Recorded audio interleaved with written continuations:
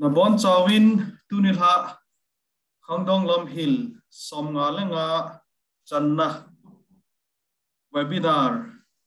ung pang ho zau se ka ngai lut nau le limna sibai kan bolwe pathen lung se nai changwin khangdong lam hil i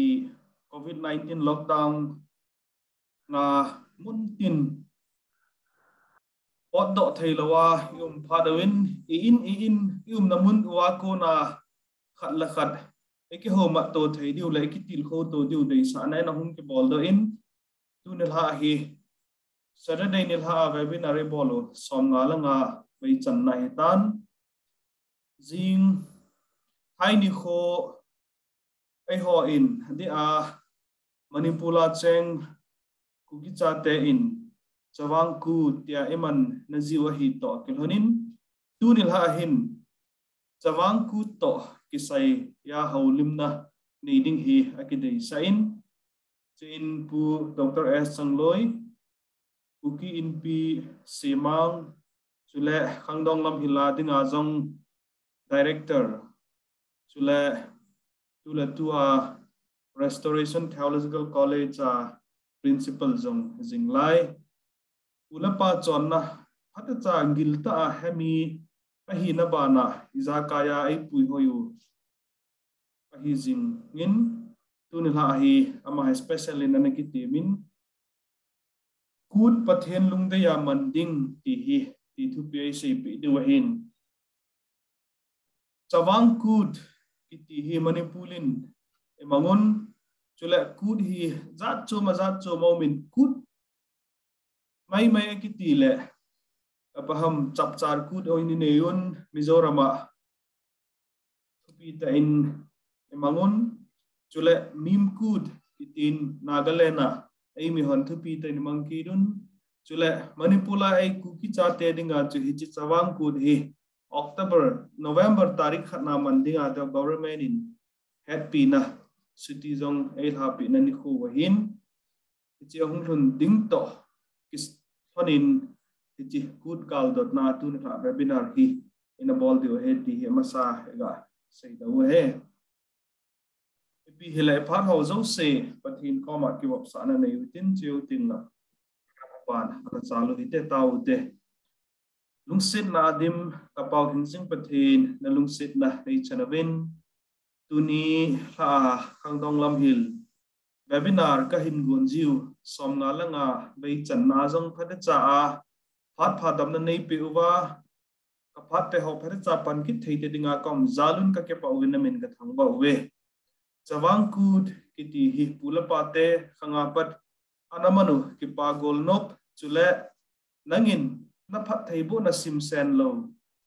goladai na pi a muchi chi bo Allah khom naw nang ma thangba na anaman ji naw ni kho tu khang tha te in gol nop ta sanop sa na lang ngen zenga ka kai uthil adi lodan tunil ha na chapu Dr. S Changlojin pathin lungde ya kut manding dan ti thu pi mang cha hin holimpi na ding wa Amazon aki got na te phat thei bo in lang chele angai te ho zo sin hom ka phat chum pi wa tunila hang pang ho ka hiwin chule khonunga recording hin ngai ho adinga ahin chi athu saya ko na hi ka kut man danwa ki khelna ahongom do thein dingin nangma aki gon na te athu sei te ho phat thei bu pi dingin nang ka taw ne hi chule phat chom cha kong ke man cha na dingwa technology mang cha ding ka hiwin light internet elo le mobile laptop te akapan na che wa boine I mam lo hela phat cha a ka phat thau ka zo thein ring win na pi ne le na phat thei bu na ngai jin pa kai su krista menin na taw we amen tunila speaker ding pu Dr. S Changloi ko hi tham khat kan seitan ama hi society sungwa introduce bol by ngai be se lo khana ka gela hin a hello jong lo di wa hin tunil ha aman kut pathen lungbe ya manding ti thupi a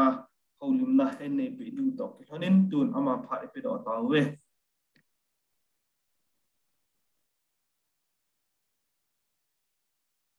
amasan tunila songa lenga channa kangdong labil webinar bol na wa kai khom na bon chawin kut chibai kain bolu na he dunia isei diu thupi hi kut pathin lungde ya man ting ai lo le kut pathin lung lai na a man ting ti hi kangdong lam kai hon ain ta langwa hin ikut manu hi ipi tabang hi da sole iti man diu ham kut mong mong hi ipui pani te namana tu lai khang mi hon iti ki man ham ti hal chakhat ina sei do di wai ge tin amasa ni su min lo diu chu nam khat hi nam dang khat to akiba lo na ai lo le aki het khen thei na hi anam pau aham son na ne le cha sil le chen chula in chen khusa azalhang hin ko ai nam dang to chi ho nam hi chu ma he ki bang poi ki hi mi hon amu do theyoi ku ki o jong hi pathin in nam khanai si mo hi ti hi akimu do theina chu hi chi mi dang to ki ba lo na ne le cha sil le chen in chen khusa pau le ham hin dan hlong pi tam pi e hoi ki ba nau pa hi mi dang to ki ba lo nau mi dang in nei lo tam pi nei nau a ko na hi mu do thei hi ti chu ki che ta ne ki mo so le hi chi chon na ki ti na la wa hi kut jong hi khada hi tin lao tin tu ni kon aje chu ipui pa khangai hi amahon son na na neyun pasal din sa a hin me din cha ai hin thung ke a hin khu hi ve na hi le pathen ho na son hat bol na ki vai hom ki vai sa na ai lo le gol no hin ko to hin ki khen lo he la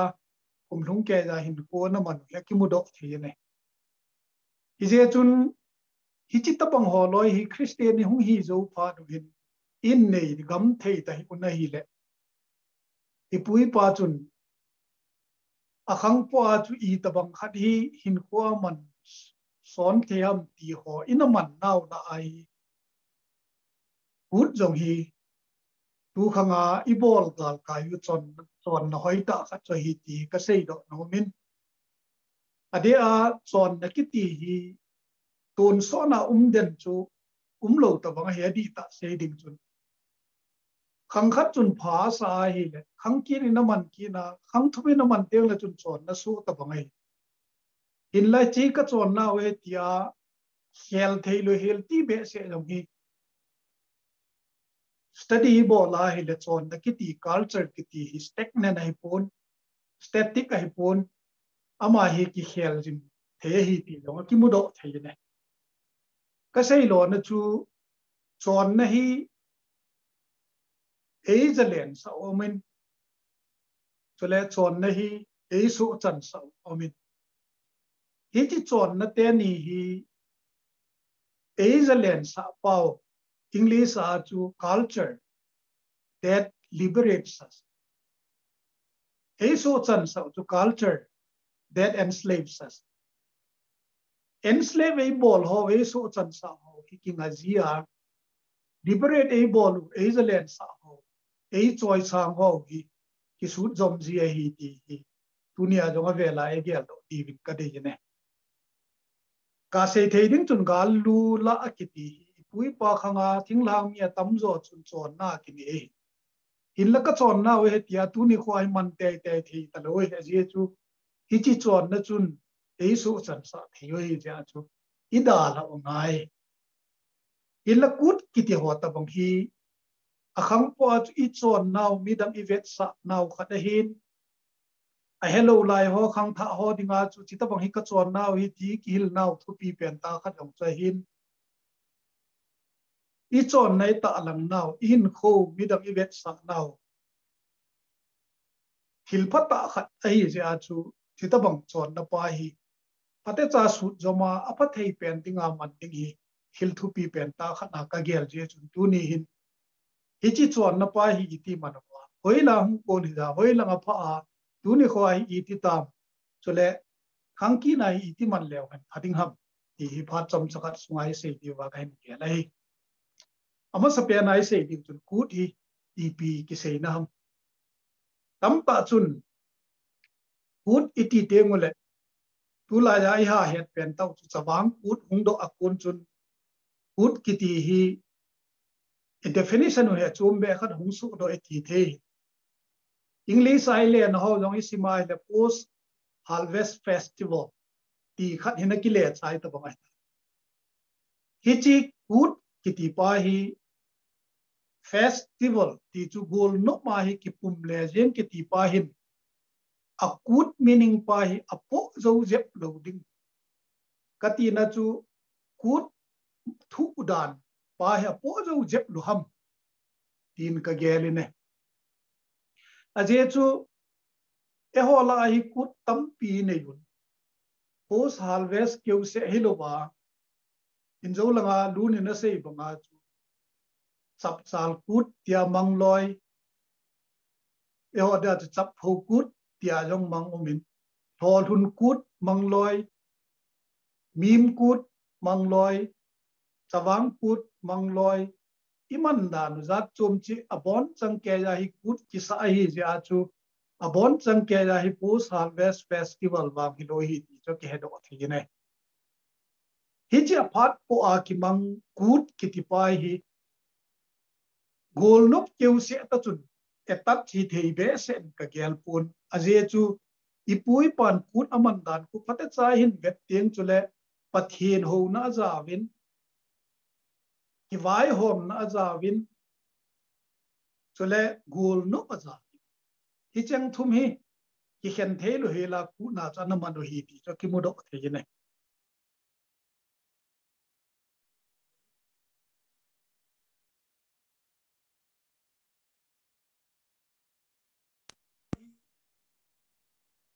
gol no keu se pa ku hung do zo lo hung ki chi keu se ku hi the lo a pathin ho na lang chu na lai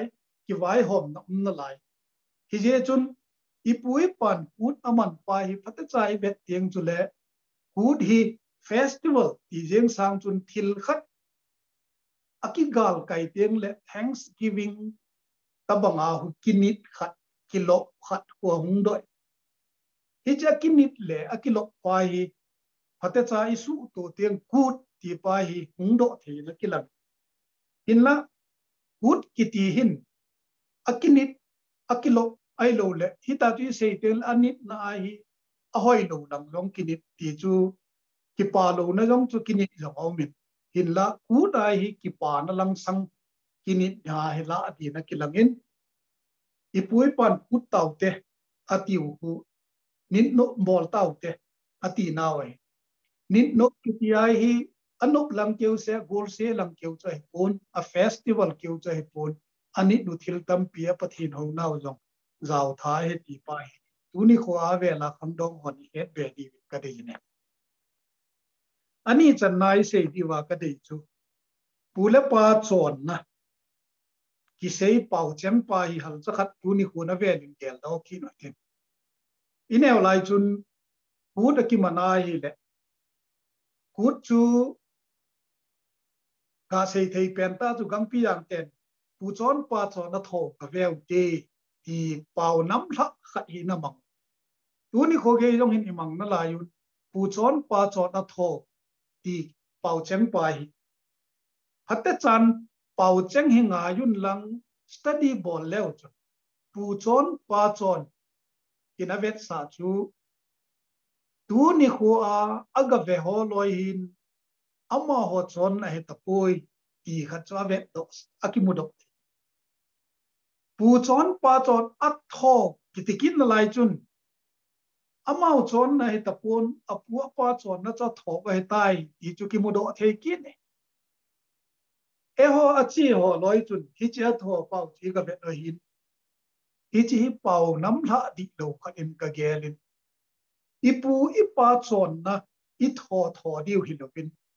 ipu ipa chon na chu i he tu vai il the mu wa eu chon na hi thei teng chule kut ni ai bol hi i chon naw hi dingai eu chon nai bol di eu chon na bol chi i ve di ve hi ta bangai hi pau nam la di lo pha ve khat pa hi su to ngai aje chu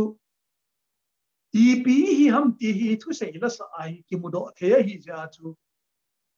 nam ma tha chon lam be iti ho chu hi lo na di wa chu inamu hin i hin pi diu chu eu chon na pa a phat cha ki bul phu ai bol zo se wi i chon na wa chu chi a hang tha ho zo se jong hin i pu chon i pa chon bol hi lo wa eu chon bol i ga hi wa eu chon ki bol i ve diu pa hin a khang hi hung do the le ti hi tu ni zan pha na ông cái kho mò đâu xin là đúng thím chứ anh gel điều chú cút nia ai bỏ rồi pui pa chọn na kêu ai pon ai u chọn này hi cái chọn này hi cái nhong cái bỏ thì ngay thì pa hi gel điều cái gì vậy nè hi chỉ hi pt hung so do ham ti hi phata chai bet tem chu le Christianity hung pa hi ei su chat vai oi aje chu Jesu he ti lo chu pon in la pathen thu hin po lut pe ho loi hin amau eu chon na se hi thi tha chon na ta banga na se pi je wa chu Christian hi ho zo se tu ti pui pa teo zo na sam sau ta ta la ya tu cha ki som ho ge dai a che na ba pe cho ma ke che na ho la na ba boy tong kya ho la na ba am ho bo na ki bo na ba am ho chon a chon thei pa chu Christian hi na da na an ki la ya to eu chon na pa ta di poi ti ai an not tha mang ke pha no wa chu khang hi da na mong chi kha le a khang ai hi chon na pai an ma tha kha hi ti hi eu mit mo be se long choi pon hin la mit mo na long chu zaw an te chu ta bang din mo na hi ei ki hil khil na pai ki ha la be se di wa hi i pu chon i pa chon su a eu chon nai hu hi do mo ke khana om pai tu ni kwa khang dong hon pu na ru wa ti ki sim phat loi di wa hi ka tim nom nau din pen ta khat chai hi tun chulai khanga chu ipui pa ten ku hi ti na man in zo ten na su min lo diu chu chawang kut to in hin su be ji hi un lang kut ka ti pa hi sei ma saw hi tin chu zo ten la tu chunga tu la ya i man kut pa hi chawang kut pa hi a thain sei lew hung ki tu thei din ka ge aje chu chawang kut seu keu se ai kut in yo hai pon kut dang zo se yong in yo hi ja chu ipui pan kut anaman dan chu al chakhat in sei di vin ka ti mo ne ka anangai di vin ka ti mo pule paten kut hi tam pian ne yun zo wa ka sei bang chun hi chi kut anei la wa hi na to zo se alhuna aga amu wa amanu kut pa hi abang chun chang kut mim kut zongatin ain lai pui pa te tam zot hi chi anamin wa chu kut pi na ti we adang zo se chu aphat pha na to le thil bol dung zu ja kut nan te ain la hi chi kut pi pa thu si mi hal chakhat se ki ka de yin kut pi hi to ro se aga mu ba kum lun teng le hin kut pi na man fi we hin hi chi ni kho chu le koi ma kho sung da la thailo chu le kut pi ni kho pang lo ki ti chu kho sunga hi a cheng tapoi ti le wa hi anaki san ji we zu ki dop lo tu ne a chai bol wa chun chulai khanga chu zu ki si ma hi je chun chini kho hausa ina le to la zu ki dop lo chu ko sung mi a chau ding ham ti ham ti chu het na ta bang khana hi kut pi ni thupi ta koi ma cha ko sung mi koi ma cha khol jin wa le lo wa ki tup ta na ni jiwa he ti ki mu ne hi chin ni teng chule mi pa zo se chun bel penga ju chi dim se da ki dok ma mi nun hai di pa ju chi dim se da ki dok ma in sung mi nunga gol hang le chapangin ama chan che zu uma adop khom ji wa hi ati be ne hausa in pi a kosung mi kim ke ja ki khom wa ajudop ho adon masamule achi sa kumsunga khu kiwai na apha ase chule velvet dinga lom asei masat jiwahin hichi hozo se chu abol sai te ngo chule kumkit sunga lo tho mun hoilang tho dam hoilang thing pu ding ham ti hoi phate cha ki hil kin wam bol na ding mun ho se yuwa lom pi lom lai lom neu to ding dan chule to wai ki hom na ki chi ta phate cha na nei masat jiwahin khosunga na neza je chang ti chu dam mo je chang ho zo sin hi chi ni ko teng chule chang la in pi te ina ahin ki choi chi diu hem pun ausa simang pachong chule thang sam thu sa a chang la ko sal ha ko mi la ko kinabola kopi su theng na jong bol ding je chang hon ahin ki choi yu chang la na a ki chun an ki choi yo hi a he do pya ne sa ji chutia chu khosunga nat lesat ne ja je chang ho a je chan na wa thak thak pi ji chule kumsunga akina akipun insa in lang ki ho lo le ki to lo ho zo se chu thempun akicham sa ji chini ko tem chule kut pi ki man dan chu tu lai assembly hi lo le ei pawa in pi to kho itiu tabang kha na khu ko sung pup pi chun kut pi ni ho hi thup pi ta anaman jiwa ki ho la na chayuwa ki su theng na chayuwa da mo ve se ho asu la wa chule in sa in lang ki tu mo ho champia sa chai te mu chule bu gol nop ki pan ji hi chudon sane ho chung ki pan ji ko ki vai hom ding jo si a sei chai wa je chang ala lu lu chule champia ki sa chai teng chule mi jo si het chi dinga ko sampan ti chu thang sam pu hin o mi pi ho het dinga kilol ne zo se chu ban nei cha ha sap tha asap chai ta teng chule zuwa don khom wa la sa khom ji wa hi cha chu gol no ki pan ji hi chi lai gol no ki ka la hi tu khanga hi ila wa festival min pa hi ipur sa o hidin kata sanin hinla hichi kalwala chun thil tam pi yo ke bol ve ti pa hi ut ni ko ipui pa ki wai hom dan che chi ti choi ti chu gel no ti ka ti buin pachong pa lam ka ya komite ki pum khat le ki lung to vet sa na lam ko la bol wa pasal le no mei khat che la mu wa chu teng le gol se dang dang kang chung kap su ho thai chop kungkal ai lo le adang ipui pan na bol ho a bol so ke wa zapi lam ke chai teng chule a chai na pe na hi pe na bol bo bi ti le hau sapu hung ding do a hung lam pana chu teng le khosung lom pil a nu mei lam kai mu chun a hin hi na hichilam chuki pan ji hichilam zo se chai na chu ki pan ji hi lovin lam zo se chai na pa chu cha chu hom do ji hi ti chu su bel lo ti win ka ti mu bin hi cha chu hau sapule nupi lam kai nu hong lam chai ting chule kopum pi in kut pi amanu chu hong ke chai ji thempun kum khana sima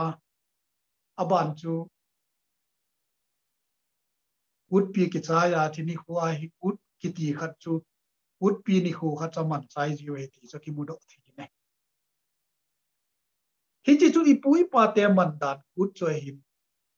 te hon hi che tan anaki het ta pon hi yong le ipui pa te ho he tampiam na lai ni je chu na ma hon e het sau e hil pau hi hiti chu put pi man tan kha na na chai ji wa hiti cha ki mu do aba nai se di wa ka gel chu tu lai kut ai lo la chawang kut hum do da ni hal chakat i se di win ka de in zo langa ka sei ta banga chu Christianity hum hi wa hi e yu chon na hi lo da na e ki sei pe pha do wa chu alo the lo wa hi pui pa te chun Christian chon na zo mu wa cha mau chon na zo se jo ha bon cha da sa thau le akale be a chu hi chon nau hi in hai gam nam se do mi ta tu ni ko hin hi chon nau he ho chu mi thom cha bo he tan che ho loi yong chu ne he cham kim gam ta povin abana phabe khat na lai chu ke ho loi hi in pha be di we tan ke hon jong a ke jong ka het ta lu mai the yoi a ke jong het ta lu lai ho a hi don pi kit lu wai la khang kit teng la hun 20% ta bang he hu be di we hin hi chon nau hi abona chu ma tha the hi ti ki mu do thi chu ta banga chu chon le han ho zo se bol the lu wa ma Christian chon na chu ma se he yu chon na ta banga chu hin gel do phat wa hi i pi hung boi ta mi ti le khang ki phasam tam pi hung chawai khai ka la hi ja chu lai khanga a ching do ma thiam do ho loi lo si chun hi chi i khangu che pa he chat bai lu na ding lung gel na hi a kho a chu kut ho loi anaman a phat po a chu chawang kut ki loi yong nan te lo kut ki loi yong nan te hin la ama chi chu nama dei kha na chu naman pau hi aden gang pi jang te chu Manipur la ma ha man tel pen khan in na ki hen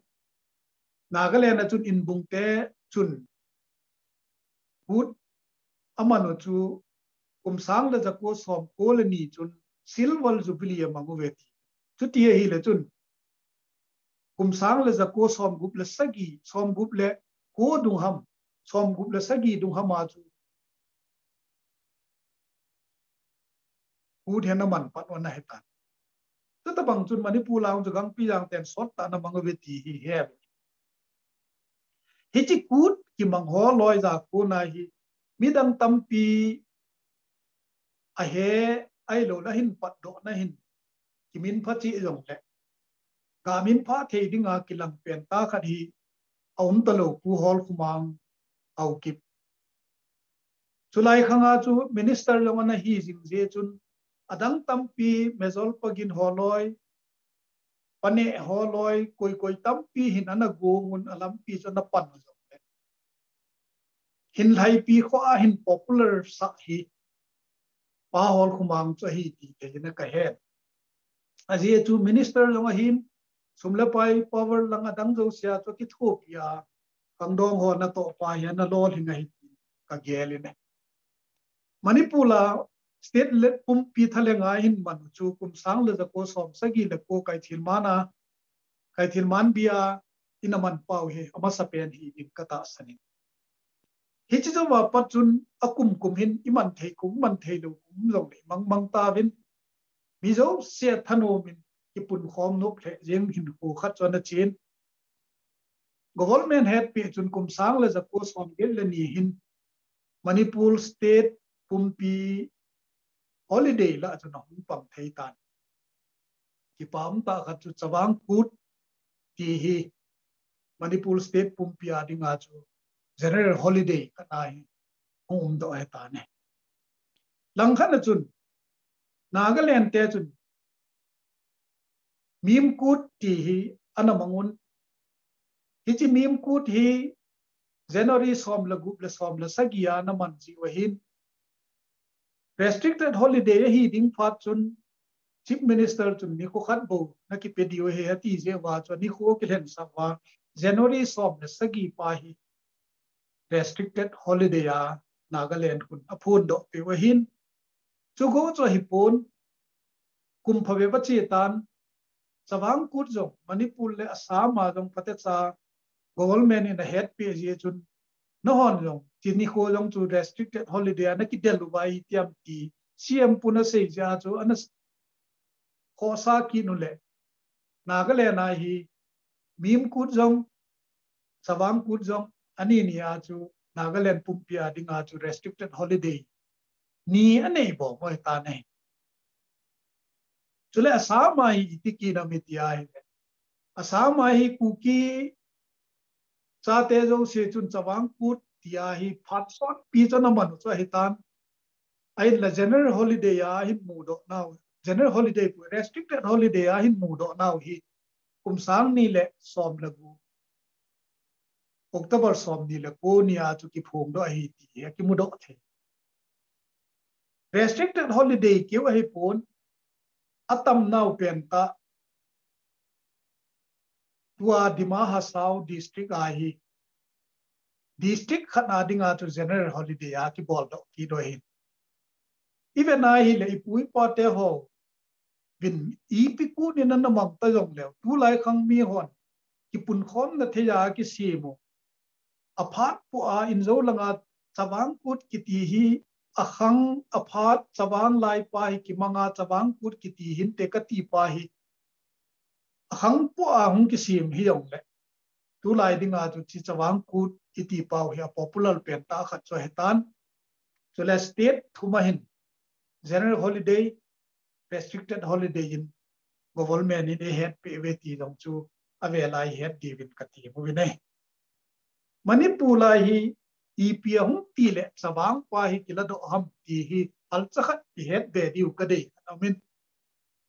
Manipur hi boina len pen ta kha cho hi ti de na je chu tribe recognition tam pi hung do a chum chum da nam in sung khati pau khan pau thong pi khat tho khom te hi ki khem tel de ta bang hi jeu chun ibon chawa chin kuki mizo pumpi hok tinga gut ahung ki bol pha na chu sawang ti hi chi pau tho ho loi in bu safang ti loi I pi loi om je a chu a chawang lai pa he la do kha hidam ti ka gelin tu in ibon chawa het thei ding chu na je chu pau zo se ki bang chet lo zo se rong chun adang chawang lai chafang I pi lo le pi pi chom chom a sei wa chun akut lai ki to so ke hi ja chu ti chu retain ball wa kut ti zo ai hi ibon wa man the ding ai inei kho ma hi ti in lao hi tin lung neu na ti zo ai pon aphat na che chu ibon cha wa kut hi ja chu akut ki to na hi na a hi le bon wa man khom the na min kat cho ne yu tin akilang ne hal chakhat chi kut tha pa chawang kut iti diu ham kut tha min pa hin EP to etat chi hungi am ti le Manipur la ki bol da na chun tourism department to yong chun hung ki thuin government in an head pe holiday khat jong hung hi ta je chun EP hum tha be am ti le sawang kut ai lo le kut iti po po le miss parade ai lo le miss kut ki landing pa to hin chi thai kon khat chun a phai tin kon kana pha po tin kinel bau tam nan jong in yun hin la ke ga su to danin hichit Miss kilhen kiti hojo se abul hi chawang pu na hum ki panai Manipur la hoi kite na jo se amasanga umbe se lo thil ka de hin e hon kut iman na wa hi hum ki bol do a lam kai ma sonan se mule akhang po a chung popular jeng hichi miss kilhen na jong chun kut jong chun na sa ta hin do sang mi jo se hum thanom ta Eju ku nai gel wang chin ku ki mizo te ku da nai gel wang ba chu mizo se Manipur pumpia hung ki pun kho ma iman bo ku len ta ka hung hi pha na chu hi chi mis ki put ki leng pa yeng jong hi ki popular now ka na la din ka gel positive ta a ngai to ding chun hin la akut pa hi sumil lewa mis football pa ding chu ka ti hi lovin ikut pa hi dop sang na ding chun Miss kut jong ya pange tilang pun kila thei le ki phachum da ham ki hat thei da ham thip ka gele ne hi je chun hi chi miss kut ti bol pau jong hi tu lai de din chon hoi hoi tan von hoi hoi hin ku yun ahin ki vonun chi ho loi vona hi ti pa chu so cas bol na na hung pangin namdang western lang mi ho India sung lang mi ho foreign mi ho hung wa yong le chi tabang ki von ho lo hi koi von hamati wa la chi ho loi von cho hi ve ti che sei do pe thi ta bin I chon naw le inam jem ho loi ta lam nan na sa tai na hung pangin ai le hi chi hin ei jem hoi chu mu ve tin kalai hin la a kho de set khana ka gel chu ipia mi ti le kut ahi kiti po po le kut manga che ho zo se chu kham te te ding ti ta bang lung put le ko ham khat ta chun ki chowa ki del te te ding ti ta bang lung put hoi lo je khat a chi tha pa hi wai mo je ka sai aje chu tu chan ge hin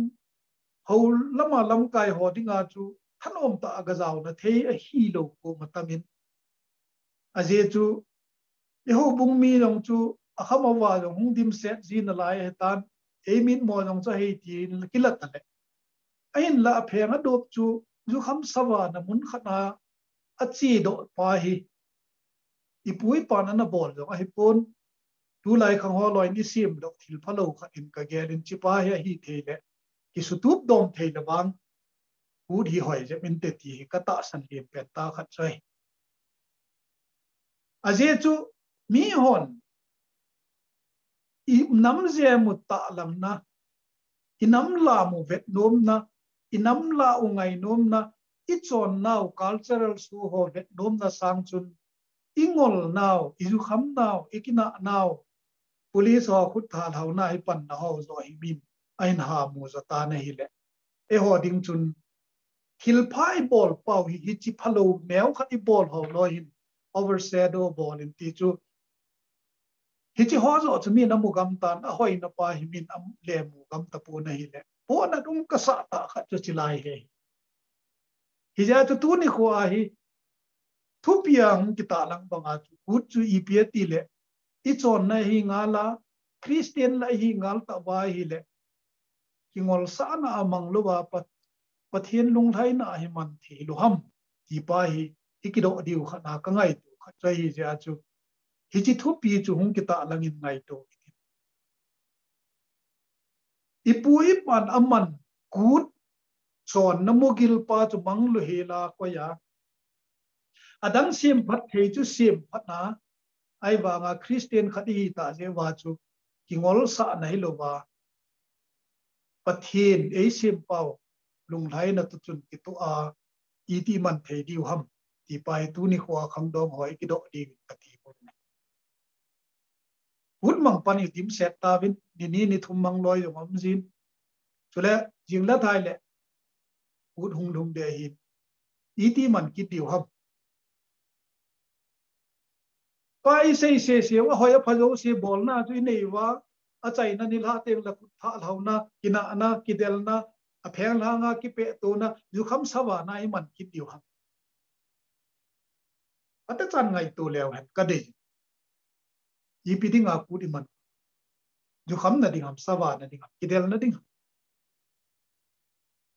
amugil pa chu phate chai het thei tiang ule hi chi chu amugil hi poi amugil ti wi I pui pan a chon na put pi ni ko te chon pathi na ho na wa man khat na ki ho la na ne yu ni na kum kit na to thil bol ding ki sei pi na ne yu thum na ali na chu henge amo ho khang la ya chu jong na do ve hi chule ki chip gol se jong bol hi gol nok ta chi tha hi je chun ngol pi leu je na ki na ju kham saba na aman dinga wang hi ipui pan na de him te ti ka ta san po ne Christian nong hi ta je wa chu koren mi te henga holin le kha thot na ne u jong na do ne pathian lo pi na ding pathian lung dei to ki to I ding un do nun bolun ne a ti pai gel do ti ni chi kut ni ho hin pathian lung dei zo a I ki man the ding ham ti pai khat chen ki ngai to han lang thupi ta in I chon naw vet sa na le inam la mu vet sa na le inam je mu vet sa na le inam la ho inam thu ho se thong nan ki mak hen lang so le pathian tham wa na thein ipui pan Paul hun na manu yong le pathian thang ba na ne yu chap chal ku na manu yong le lo ho thing po ai lo le mu chi ki tu pan ting hi ta jo chu pathian ko ma taw na ne yu Paul hun ku na manu yong le ta cho man kut pia manu yong le ta cho man Paul ku na ko pathian gel do na ai man diu pai di ting ham ti chu ka gel kho a je a chu tu ni la ai hi chi kut khang tha ho ni man pau tu nin chawang kut ti ta jing lew hi chi man diu hi ta jing at pathian lung thai na in bang hui te tia a chai na ka ti nei paper present ka bol thei na sun chui chan chu hin tin izam tia chu ei do no ma dang o mai le all in kyo lim ki noi te ei sei thei sun chui tan te Paumin u Dr. S Changlojin kut pathen lungda ya manding kiti thupi in phata cha in ulapa khanga kut anabandano kut pini khole pasung ke vai homna chule akina akibaute jong kingai damna chule kosung mi zo se ahau avai nang ho kai ho ti khen tum lawa kilung dela analen khom nau ki pa golnob anamol ji nau ni kho ahi dan thil thu pi ta pula pa te khanga pat ina chin jingo chule tu khanga echi first part pa khosung kochen ki vai hom na ki sudi na pa chule ki ngai lut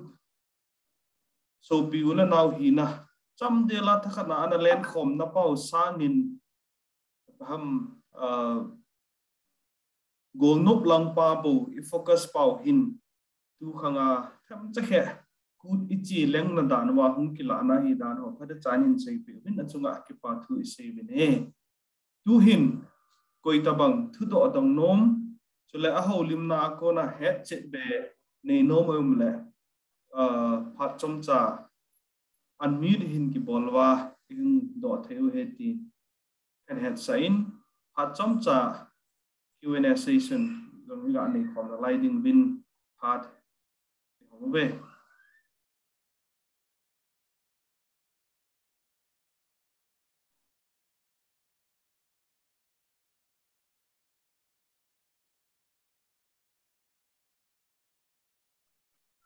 koi tabang thu do dong nom imule phat iman theu he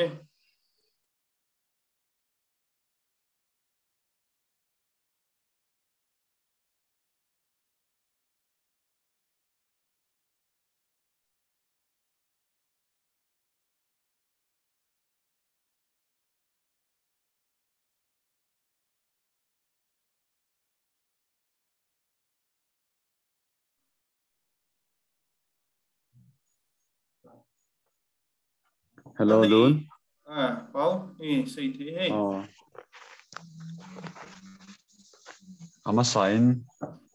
ka kipana thu ka in phone ma sign. Pu Dr. Changloi. Hegang Changloin good thu le chawang good thu I phata ta en hi thai ta in se pi wen ken jong tam pi ka pha chom pin ka kipa he jing tu ni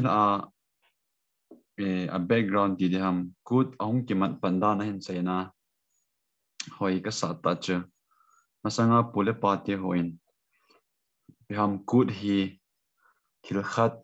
agal kai tiang wala elawa thil khat azo tiang wala ki pa na hitabang nit nom ma naman dan ain se ho chu I hoi ka sa le jingen ka ga do nom be chu good thu to kirle de melawa hi le ri lo mai thi jong le I masanga pule pa te hon good anaman ji ho banga chu tu khanga jong hi ho Christian khanga jong hen I dan chu low ball te ho ai la thil dang na tong te ho jong hen I biham I chang I vo chai ting ai lawa hi le I adan chu I bia chang I low ball ho se hi yo thil dang I na to dang tong hon jong I chai zo si wa hi i biham i chi kut ho hi i manjing the ham i ti ka do no men te kana banga tu hin ke holanga hin changa ki bolin chambol chai ting le hin i ke ho family en zong biham ke mo family ka i chang khop tu me la wa hi le thol han kut ti diam tiong hi manding ka gong ve nai ja chu hi chi bo se lo thil dang dang ho ani ho zong hi hi tia chu hi chi kut ke man banga hi i tai ki pa na hi i na to nyaw ne ho zong na hin kut ho hi man thai ham cho chi culture to i ki to thai de nam ti chu sim ta yon ka ga do no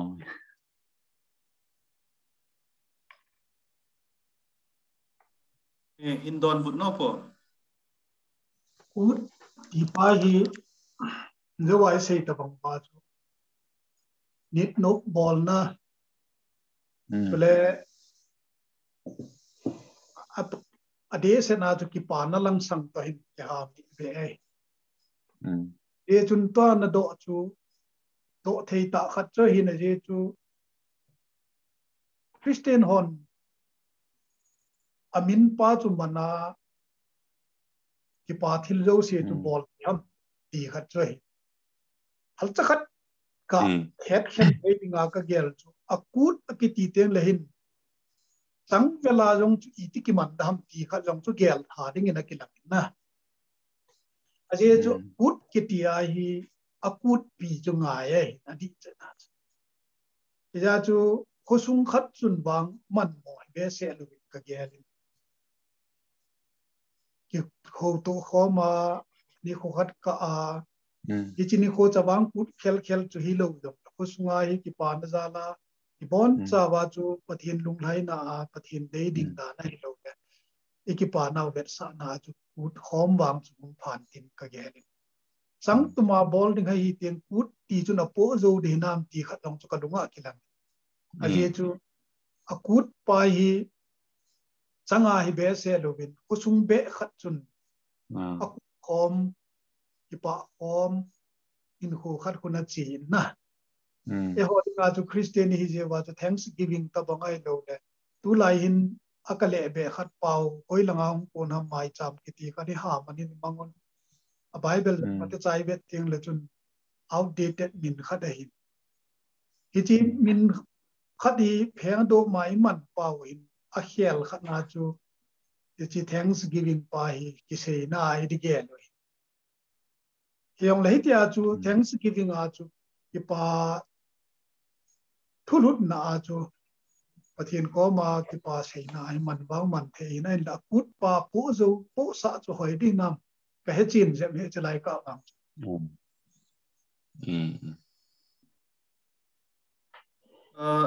Chulai chat box ahin question khat hongin nemin thang tu boy cookie akon ahin hapa miss good part le tu do questions ho ku chawang ku to kitu ado wa pha hello ham nangai dan het lo me pa men miss good lang pa hin pha po teng la thama thil tam pio min a ji chu tu chan ge hin state level kut tia ki he hi achoma bureaucrat ho kitile ngai se nan gel da tin MLS se officially nei se seu lam kai na a kisi me hi ti the na kilangin tu chan ge chun civil organization ho hi lut jonga ki han the in ki ho man na jong amhon kot hon lo ji jong chu hin tin a ta in akil halut the pon dungel jong ki tu khom the ka gel danin bureaucrat ho le minister MLA MDC dang ho keu se ku hilowa civil organization inamuwa lam kai ho si ta jong hin ki thu khoma iti ki bol han lang le mi pi in akut mugil pa hi manglowa chula tu lai khang to chun ki to a ki bol to thei ding ham ti pa hi sei khom na le chun to na sei ho loi chu po do mo chi pon tin in la tu chan ge ya akiran dan hi vet le amon phan te ti khat chu to age luwa to ka sei to bang amugil chu tha so lo ding ta banga hi age luwa cha bo luwang chu hi te din ka ge le hi yong le e hon voice song ki nei te lo le chun hi tin bolin ti yong chu se ha sa thim ta kha da hin a hin masang ka la chun thil dei lo ho chu ka la hin injection ka bol zin ken jong ka dung thim ta chu a je chu kut logos a khu thal ki koi ipui pa thal ka ni ta ki pel tu pa ho koi poi a je chu kut hi koi to kina na ding ki del na ding ipi logo lin ta jong hi pon chi social chamle lung mun na festival lin pe nai ni yo hi je chun kit sanga chu pengkul zo na man wai tiam ti chu ken ha sen ka to pha jo si officer ro kom no kana se ke se ji jong chu pon tin ain gel do jong hin te ti ka ta sa ni na hin shelo abang kom le thala hung ki jep kin abang kom le ti cho hung ki jep sin kala la le wang chun idei dan pau chu ki jep gut the ni jong le tam zo ai platform chu ki mulo hi je chun se ha ka sana mon phan te ti pen ta wa bo le chu tu chan ke ai man pi wa hi je nge ti chu hi het di ka ga dei be adang nom yu mu jong le question chom chai la thei na lai hin cha ka pu ngai dan khat kan do nom chu cha pu la pa te khanga kud ati pen pau hi aki bol dan kud pi ni kho thlum chan dan ho i phada cha i vet na hi le tu khanga New Year sports ta i bol to hin kai mat thaijin kamuin aji chu New Year ahum kum hai in man chai le khopi to khom na ho ki ne in chi zo ting le sports ho to agi kai manin hedi chun nil ha le la sa thei la san azo le paham ki chep goal si atang dang individual a hi han lang aveng veng a hi han lang chule sa kai ball thei ho zo si hi ki ballin chule u la pa chon na khan na ho jong tho thei the ni ti hin ki thon al hichi youth day ai lo la hichi goal no e ball ji pau to khun zu paham ku hi amin isa chat lo wang wa kai ma thei am ti khat na lumgel ka ga do ka ga het no me po tua na sei chu ipi ham ke hello hi lai tua hi Christmas New Year ki chai po la khozo sen zut dei ti ne man chu ai le a kho na lo na chu hap takhat tabang yong ko hap takhat tabang hi pheng do bin ki manga zut dei da na hung chi ta kun khwa khu khogol no ti kha di kho pi na na nei kha uma ko ki pu do ni ko hi khogol no tia kum si le hin ki manga kum za kha le som thum le i zat chan na ham heta cho ko yong hi chi ta banga khu amun munai hi tu la ya hi khogol no ai lo le zut dei ti loi khogol no ti loi ko yo si nan man ta bang kha ni uma hi the hen lang to na sei banga chu chi chu kut pi ti the mai lo le ko yo se chun aje chu sports ke se hi ja chu kut ki ti ai hi thildang tam pin zo langa ka se pathian ho na jong za ba je chu thiam pun ki su theng ding ho cham na so akina ho adam lo ho ge ya jong chang tha khe pi a je chang na ta poi je chang ki ti chu mila a thalo hu chu cha ki pa na chu a lat sa hu chu so le in sung ki to mo ho asu udama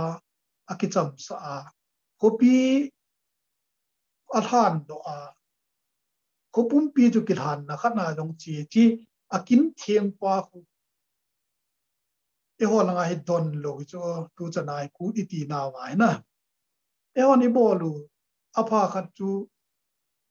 i chon nau lam hoi bolu wa lai hoi bolu wa azem ho nam zem ho ipu do chu na chi pu pa na bol na la cha ta bang chu za wa tu tu lai hi hoi je ti chu lai khang sa na ti lai bol sang vai bol hoi chu chilang pa hi bol hoi pa goal se pa hi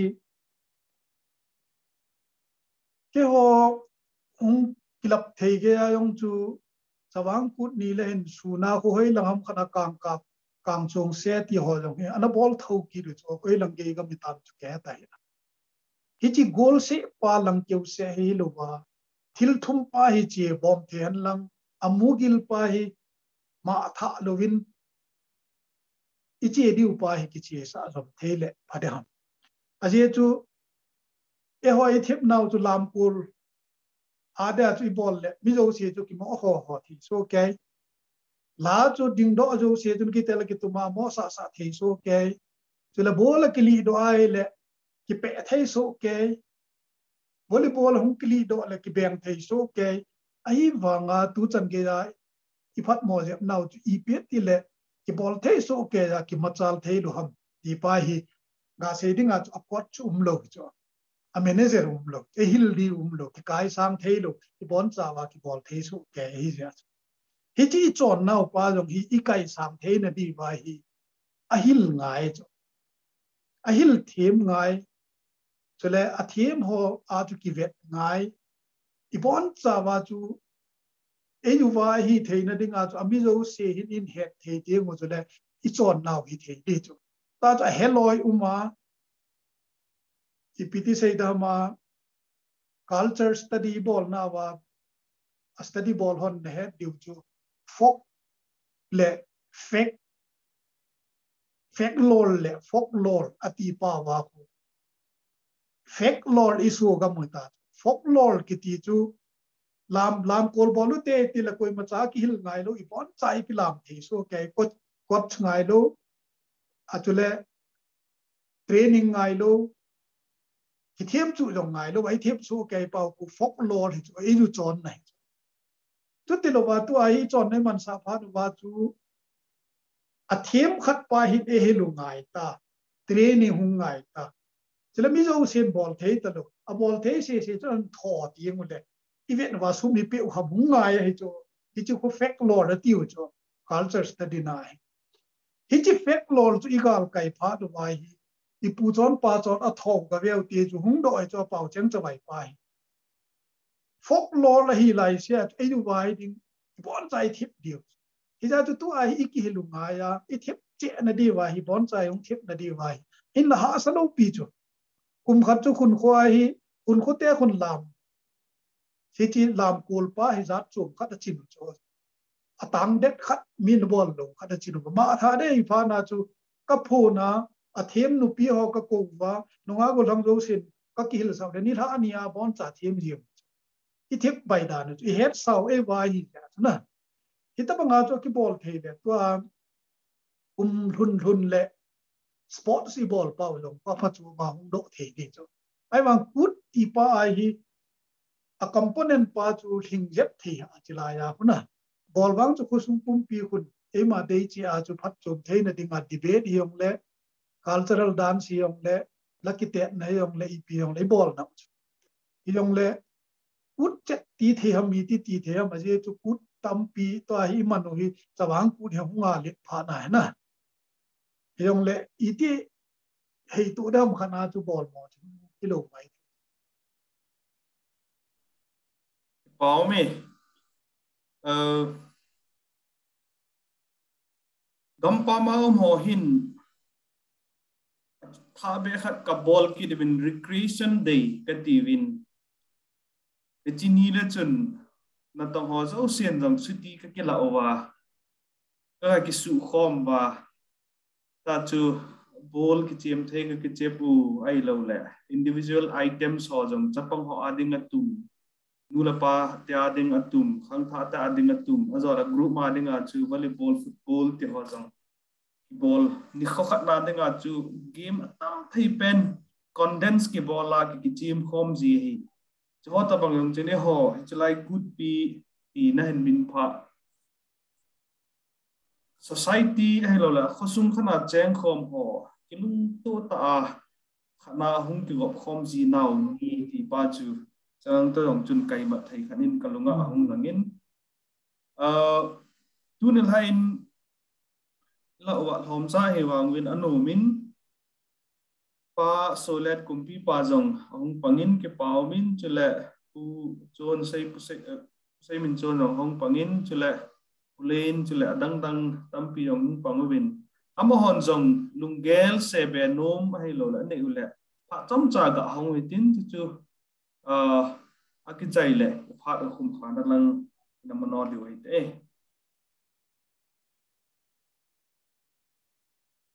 koi ta bang phat lungel sebenom hay lo le phat chom cha mang no mi mu le phat ke pe be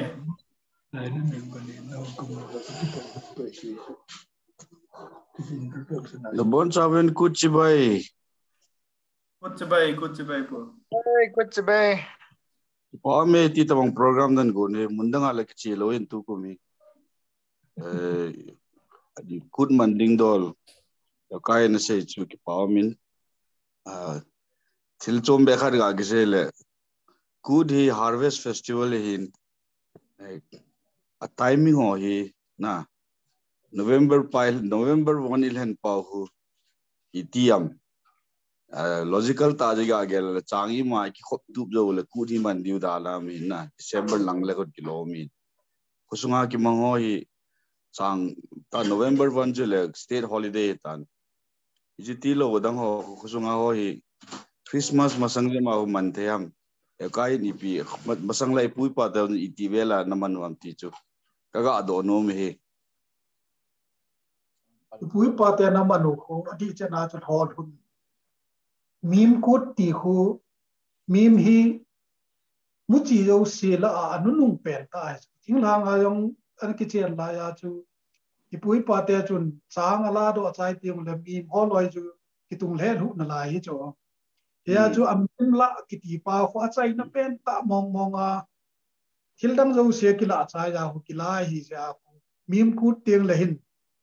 pho so ga zo se zo ki khom tu tai ti na khu amim kut he na man hi pui pa te na man pa chu Cawang kut iti wa November tarik khatong chu cawang hin alai nam dong chu gel na ya cawang kut kiti pa chu chilaya khang ho lo hin phan te ti pen ta khan wa chu amin ngong nge ya cawang kiti hi ipui pa ten cawang lai le mi hoi mo jong hoi dong te ye ti khat jong chan na se ra kita banga ko man jong hin tin ain la kil khat hi anaki bol do ting le hin khel le ti ha chu aje chu mi au se na tui pi khat ma tu chunga chu Facebook nei pa mark in metaverse ti de ta yan ti le a company bo wang chu ki khel ai Facebook apps lang pa chu ki khel na metaverse ti a Facebook chong ki khel li chu ge lai na ha sa ki sa aje I ma cha I lo wang a chu I tui pi khat hi ji ta ta banga chu I bol khat hi in bol khil teng la kuna khel na dinga ha ku ma than ji a tari khat pa ai mon hichi jo in mangu te ti lewen tari khat dei loi chu ki ti a dei lo loi kina na pam ji kita banga hi ja ko hi thei le chun phan te ti pen wan bol wa popularize hi ta ja chu hi ta chu man na illa ka la hi sei bang wa chu ut pi ta banga chu ko sung jo se hin ki tu na thei hoi pen thei ka na chu bol pai ta chawang put a hi lo le ut ti ai mano November tarik khat hi tu asanga hi level sangjek next step level ge ga pui do theina dinga hi zapi ki thu ko ma lungel hei do se hin ipui pa ut muchi mugil pa manglo ba tu lai khang to ki tu a hei do be a level phabe khatwang hi pu do be theina lai dinga lungel ne dinga wang hi phadam tin ka ge ne